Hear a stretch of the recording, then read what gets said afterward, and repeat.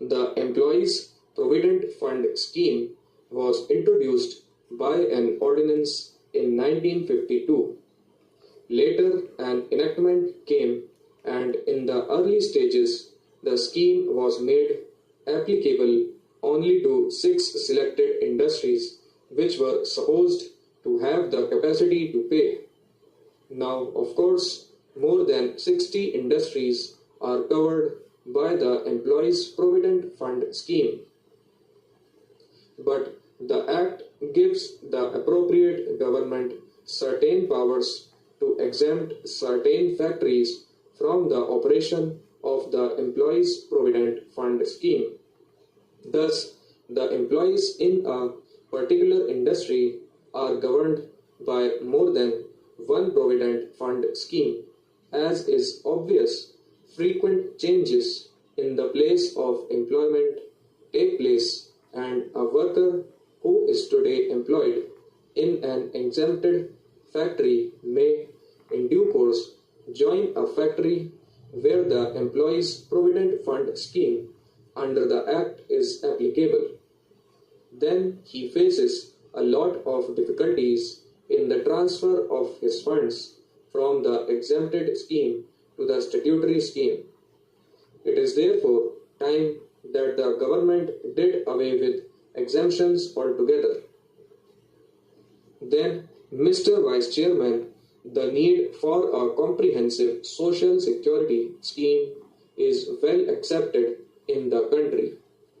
The Government of India, some 10 years back, appointed a working group headed by Mr.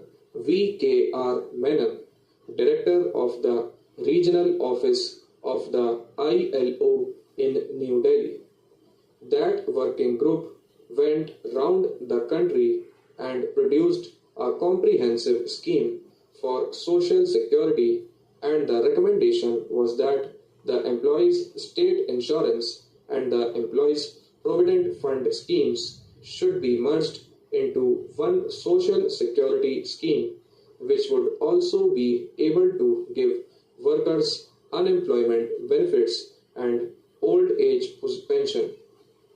It is more than 10 years since this report was submitted, and though the government appears to have accepted the recommendation in principle, nothing has been done in that matter. That is probably due to the fact that a number of provident fund schemes are exempted from the operation of the statutory scheme. How will the government merge these exempted schemes into the social security scheme? So, if the government are serious about merging the employees' state insurance and the employees' provident fund schemes, it is time that they did away with exemptions. It appears that the Government of India have granted exemptions where under the law they had no power to do so. That is a wrong trend, and I must voice my protest against this. Then, Mr. Vice Chairman, the management of the Employees Provident Fund by the trustees needs a great deal of improvement. Now, under this scheme, some 30 lakh workers contribute. Some of them contribute 6% of their meager wages, others contribute 8%.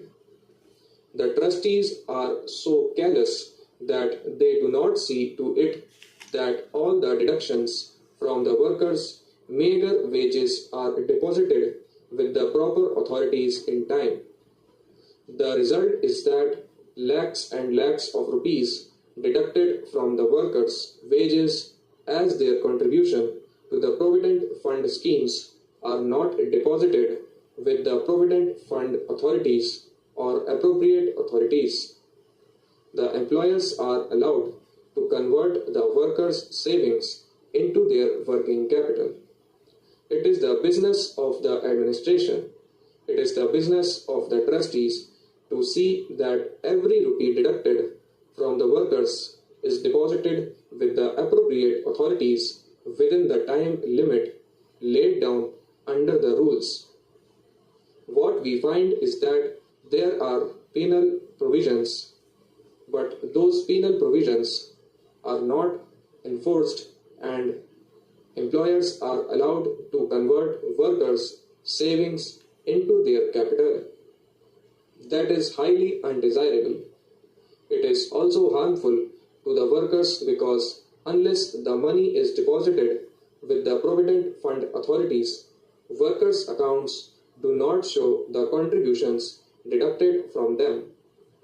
The result is that in some cases where the regional directors of the Provident Fund scheme are honest and straightforward, they issue to the workers their account slips without showing the amount due from the employers.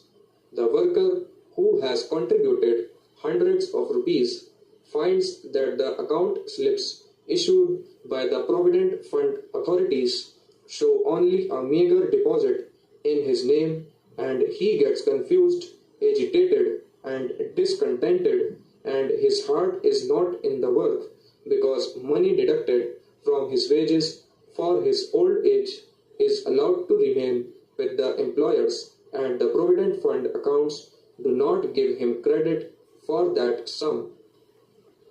Where the regional directors and regional accounting officers are not so honest, they do not issue account slips to workers for years together, and the worker is kept in the dark about the size of his amount in his Provident Fund merely because the employer has not contributed the worker's share and his own share is with the Provident Fund authorities. All this goes on, but the Provident Fund authority or the government does not prosecute or does not send to jail the defaulting employers. The Provident Fund scheme was introduced to give the worker a sense of security, a sense of feeling that something is being collected for his old age and his children.